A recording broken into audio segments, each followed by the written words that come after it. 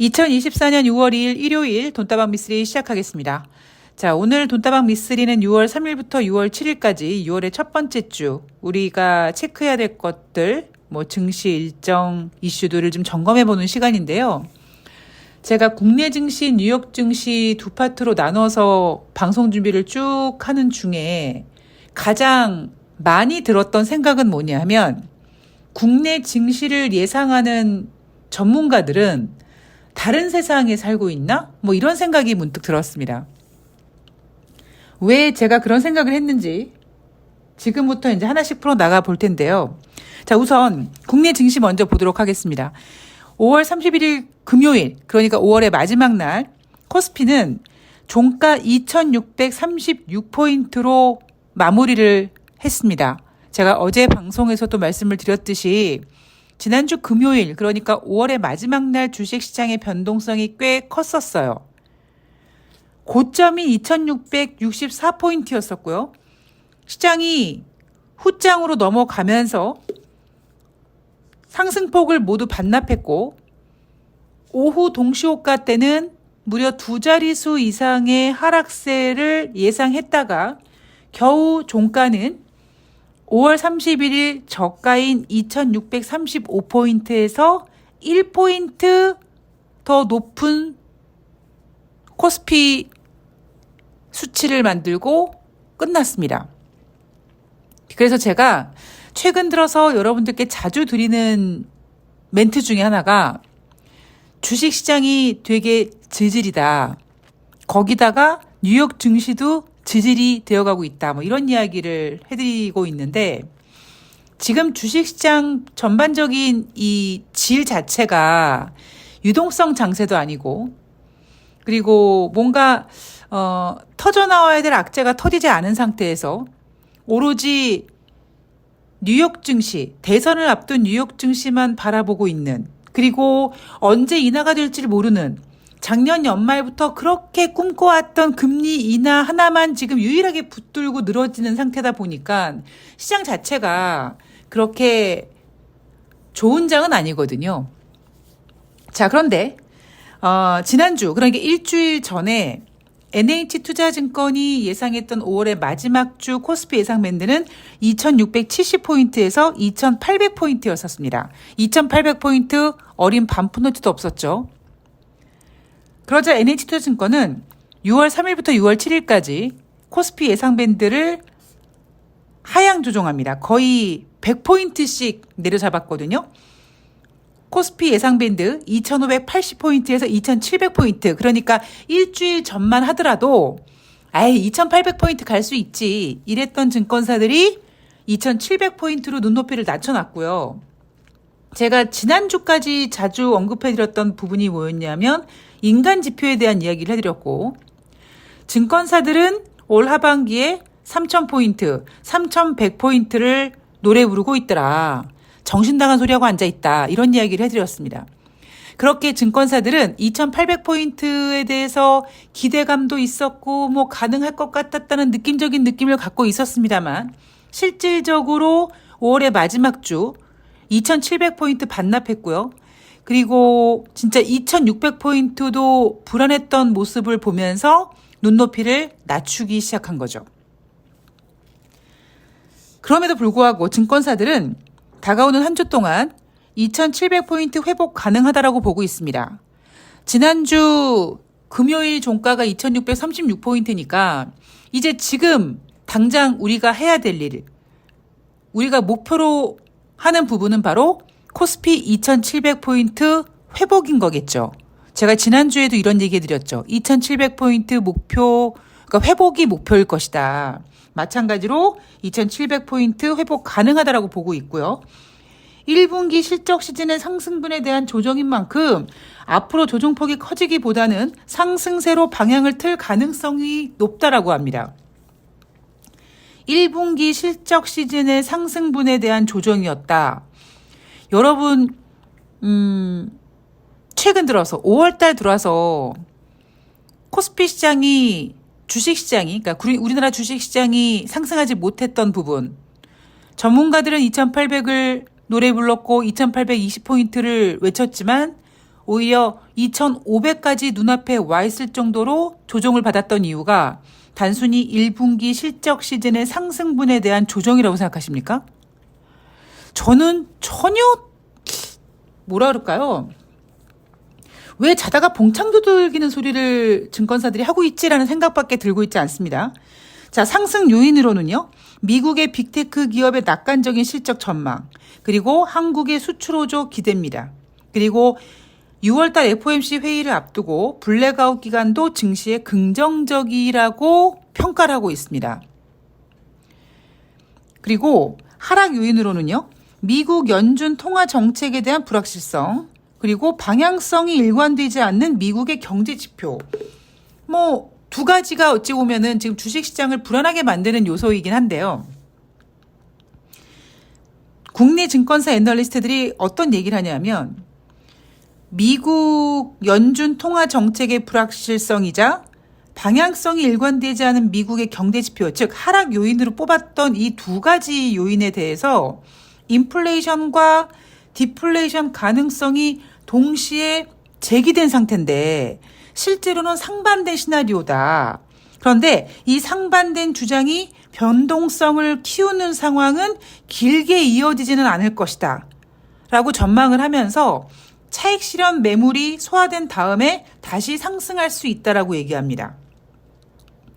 NH투자증권뿐만 아니라 SK증권 같은 경우에도 월 초에 경제지표가 부진하면 결국 금리 인하 기대가 커질 것이다. 월 초에는 고용지표가 발표가 되죠. 그렇기 때문에 고용지표가 부진하면 금리 인하한다고 지난 5월 1일 날 제롬 파월 연준 의장이 얘기를 했으니까 만약에 6월 초에 발표되는 5월달 고용지표가 부진하면 금리 인하 기대가 커질 것이고 그러면 다시 증시는 반등할 가능성이 있다라고 보고 있습니다.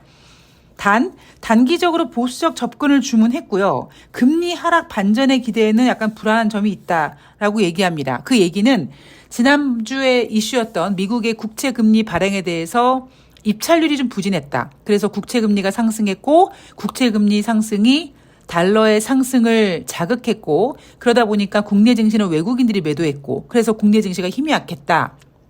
아직까지 미국 국채 금리에 대한 어떤 불안한 요소가 있다 보니까 단기적으로는 보수적인 접근을 주문하고 있습니다.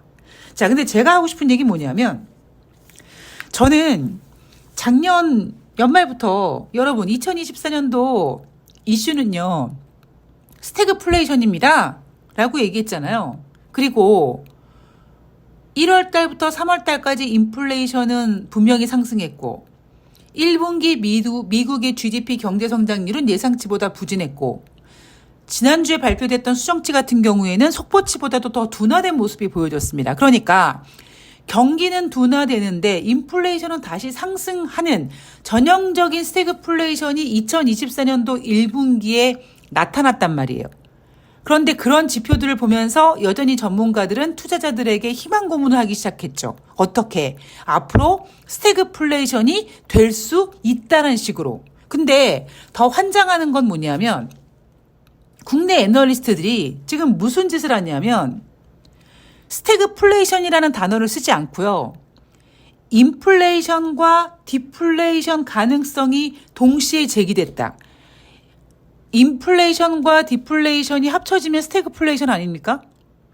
디플레이션은 경기가 둔화되는 거고 인플레이션은 물가 상승률이 상승하는 건데 다른 요소가 세부적인 요소가 물론 조금 차이가 있겠습니다만 큰 덩어리로 봤을 때 인플레이션과 디플레이션이 동시 패션으로 제기된다. 이거는 스태그플레이션인데 국내 증권사들은 이거를 딱 분리해 놓고 따로 보고 있습니다. 왜 그들이 그렇게 보는 줄 아십니까, 여러분? 우리가 작년 11월 달에 간절히 원했고 그 간절함이 너무 컸었고 그 간절함이 여전히 지금 2024년도 1년의 중간에 와 있음에도 불구하고 여전히 우리가 외치고 있는 기준금리 인하에 대한 기대감, 오직 그 금리 인하 기대감 하나 때문에 스태그플레이션이라는 말을 하지 못하고 있고요. 인플레이션과 디플레이션을 나눠놓고 있는 거죠.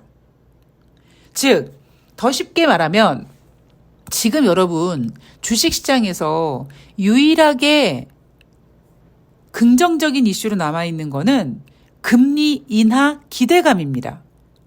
근데 어제도 제가 5월 31일 금요일 뉴욕 증시 마감 현황에서 말씀을 드렸습니다만 우리는 금리 인하를 간절히 원하고 있단 말이에요. 문제는 금리 선물 시장에서 9월 달에 25bp 금리 인상 가능할지도 몰라라는 확률이 0.6%가 존재한단 말이에요.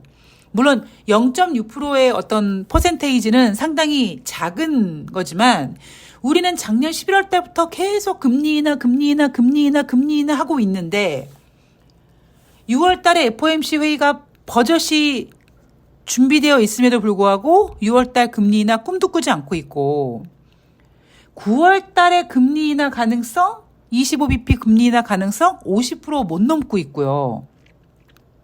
금리 인상 가능성도 조금이지만 존재합니다.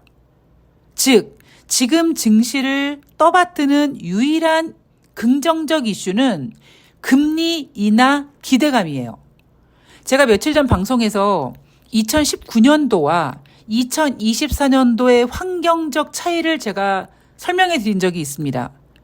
그때도 마찬가지로 연초에 미국의 국채금리가 들썩거렸습니다. 그래서 2019년도 7월 달에 25bp 금리를 인하합니다만 그때 미국의 국채금리가 출렁거렸을 때는 10년물 국채금리가 3%에 육박을 하니 많이 그랬었고 지금은 이미 5%가 넘는 상태. 즉 그때와 지금과 기준금리의 차가 지금 2배란 말이에요. 그때는 금리 인하에서 2에서 2.5%였고 지금 미국의 기준금리는 5%란 말입니다. 그래서 제가 지금은 유동성 장세가 아니다라는 이야기를 계속해드리고 있고 또 하나 물론 5%의 기준금리라는 것 자체가 너무 높은 금리야? 그렇게 얘기할 수는 없습니다만 우리는 지난번 금융위기 그리고 코로나 때 이후로 초저금리에 너무 익숙해져 있다 보니까 이 5% 미국의 기준금리 현실이 상당히 현실을 불편하게 만드는 거거든요. 근데 제가 아쉬운 점은 국내 증권사 애널리스트들은 자꾸 인플레이션과 디플레이션을 나눠놓고 여기서 내 조금만 봐봐. 자, 보세요. 자, 경기 둔화됐죠? 자, 인플레이션 예상만큼 둔화되고 있죠? 자, 연준이 금리 인하할 겁니다. 요런 논리를 가지고 지금 투자자들한테 자신들이 2024년 하반기 3,000포인트 갈 거라는 것에 대한 주장에 대해서 계속 밀어붙이고 있는 겁니다. 답답하죠, 진짜. 자, 뉴욕 증시로 넘어가 보도록 하겠습니다. S&P 500과 나스닥은 6주 만에 주간 기준으로 하락세로 마감을 했습니다. 제가 요거는 나중에 5월달 정리한 뒷부분에서 다시 한번 해드리도록 할게요. 자, 5월달에 왜 5월 마지막 주 S&P 500과 나스닥은 주간 기준으로 하락세를 보였는가? 차익 실현 매물과 함께 증시를 이끌었던 기술주에 대한 고점 우려가 있었다. 차익 실현 매물은 뉴욕 증시뿐만 아니라 국내 증시도 마찬가지라고 말씀을 드렸죠. 지금 증시가 저질인 이유가 유동성 장세가 아니다. 그러다 보니까 증시가 위로 올라오면 위에서 내가 팔 거야? 그리고 매물대가 이렇게 대기하고 있단 말이에요. 그러니까 위로 올라가지도 못하고 떨어지면 그거를 충분히 받아낼 수 있는 유동성도 없어요. 아마 이 방송을 듣는 이벤트 참여하시는 분들은 이런 거 경험하실 거예요. 미쓰리가 매도 주문 내주세요라고 매도 주문을 톡으로 드리잖아요. 그러면 그게 한 분만 드리는 게 아닐 거 아니에요. 최소 한 종목에 들어간 분이 몇 분 계시지 않겠습니까? 그러면 매도 주문이 내면 올라가던 종목도 가격이 떨어집니다. 참 신기해요. 호가창에 보이지 않아도 매도 주문을 내면 가격이 빠집니다. 내가 매수호가에 그냥 매수호가에 내가 내 물량을 던지겠다고 일부러 가격을 내리는 것도 아니고 올라오면 적당한 올라오면은 이제 목표 주가에서 이제 미리 좀 주문을 좀 빨리 내놔야 되겠다라는 마음으로 매도 주문을 내면 올라가던 녀석이 빠집니다. 그게 제가 요즘 들어 여러분들께 드리는 이야기. 올라오면 내가 팔아야지라는 그 매물 대기. 그 물량 때문에 종목이 위로 치고 나가지 못한다라는 거를 여실히 보여주는 장면 중에 하나인 거고요. 자, 다시 뉴욕 증시로 돌아와서 경제 지표를 보면서 뉴욕 증시를 좀 보자면 일단 6월 3일 월요일 S&P 글로벌 제조업 PMI 지표, ISM 제조업 PMI 지표가 발표가 됩니다. 그리고 4일 화요일은 6월달 미국의 경기 낙관 지수가 발표가 되고요. 수요일 날은 ADP 민간 고용 지표가 발표가 되고 월요일 날은 S&P 글로벌과 ISM에서 발표한 제조업 PMI 지표가 발표가 된다면 6월 5일 수요일은 S&P 글로벌 서비스업, ISM 서비스업 PMI 지표가 발표가 됩니다. 자, PMI 지표 기준선은 50이고요. 서비스업 PMI 지표보다 제조업 PMI 지표가 조금 낮게 나오는 경향이 있고 최근에는 제조업 PMI 지표가 조금 반등하는 반면에 서비스업 PMI 지표는 50 이상에서 놀다가 그 움직임이 조금 꺾이는 추세에 있었습니다. 그런 것까지 흐름을 좀 점검하시면서 뉴욕 증시 보시면 될 것 같고요. 6월 6일 목요일 대한민국은 현충일로 주식시장이 열리지 않습니다. 그리고 미국 같은 경우에는 챌린저 그레이에서 발표하는 5월달 감원 보고서, 그 다음에 ECB 유럽 중앙은행의 기준금리 결정이 있는데 연준은 9월달에 지금 금리 인하 가능성이 50% 미만인 상태인데 ECB가 금리 인하할 수 있다라는 이야기는 돌고 있습니다. 요거는 또 우리가 뚜껑을 열어봐야 되니까 좀 결론을 봐야 될 것 같고요. 6월 7일 금요일은 노동부에서 발표되는 5월달 비농업자 고용자 지수가 발표가 됩니다. 4월달은 17만 5천 명 발표됨으로써 금리 인하 기대를 키웠고요. 더 정확히 금리 인하 기대를 키웠던 이유 중에 하나가 다시 한번 타임머신을 타고 5월 초로 돌아가면 5월 1일 제롬 파월 연준 의장은 5월달 FOMC 회의에서 금리를 동결한 다음에 기자회견에서 고용지표가 부진하면 금리를 인하할 수 있다라는 얘기를 합니다. 그리고 이틀 뒤에 3일째 되는 날 발표된 4월달 미국의 고용지표가 17만 5천 명이 나왔는데 이 17만 5천 명이란 고용지표는 최근 들어 상당히 부진한 지표거든요. 이 경제지표, 이 고용지표를 보자 처음에 투자자들은 이건 뭐지? 라고 고개를 갸우뚱했어요. 그래서 주식시장이 막 혼조세로 마감하고 막 방향성을 못 잡다가 아 맞다. 제롬 파월 연준 의장이 고용지표 부진하면 금리 인하할 수 있다 그랬어. 라는 생각으로 확 바뀌면서 주식시장이 상승하기 시작했고 그 부분에 있어서 미국 대선을 앞두고 쟤네들이 일부러 주가를 띄우기 위해서 저렇게 짜고 치는 고스톱을 하고 있다. 뭐 그런 얘기까지 있었습니다. 그런데 5월달 비농업자 고용자 지수 17만 8천 명 증가 예상되고 있습니다. 자, 예상치가 좀 낮죠? 오히려 4월달 17만 5천 명 나왔어도 5월달 비농업자 고용자 지수를 뭐 한 20만 명만 잡아놓으면 괜찮을 텐데 너무 눈높이를 낮게 잡아놨다. 너무 현실적으로 잡아놨다. 왜 그럴까?